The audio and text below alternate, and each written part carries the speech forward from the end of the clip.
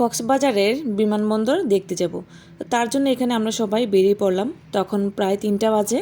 আমরা দুপুরে খাওয়ার পরপরই রওনা দিয়ে ফেললাম। বিমানবন্দর দেখতে গিয়ে আমাদের সাথে কি হলো সেটা পুরোটা ভিডিও দেখতে হবে। তো এখানে আমরা অটো নিয়ে নিলাম। এক অটোতে আমাদের সবারই হয়ে গেল। এই যে চলে আসলাম বিমানবন্দর।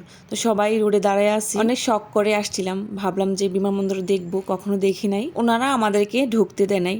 আমরা আগে জানতাম না যে এখানে আগে দিত, এখন দেয় না। তো কি আর করার, তো বাইরে থেকে একটু ভিডিও করে নিলাম। তো ওখানকার একজন সাজেস্ট করলো যে এর অপোজিটে ছিল ফিশারি ঘাট, ওইটা ঘুরে আসো। এখানে এসে আমার এত ভালো লাগছিল যা বলে বোঝাতে পারবো না। এইখান থেকে কক্সবাজারের যত সামুদ্রিক মাছ আছে খুব ভোরের দিকে এখানে পাইকারি দামে বিক্রি হয়। এই নৌকাগুলো হচ্ছে ডিঙ্গি নৌকা।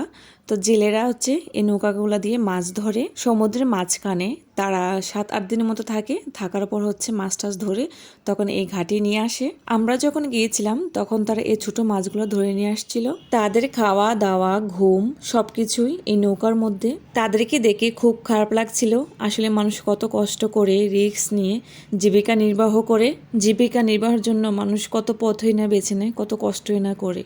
তো এই ব্রিজটা ছিল ফিশারি ঘাটেই, খুব সুন্দর। এখানে ভালো ভালো ছবি ওঠানো যায়, ভিডিও করা যায়। কক্সবাজার গেলে অবশ্যই তোমরা ফিশারি ঘাট ঘুরে আসবা। তো আজকের মতো এখানেই, টাটা।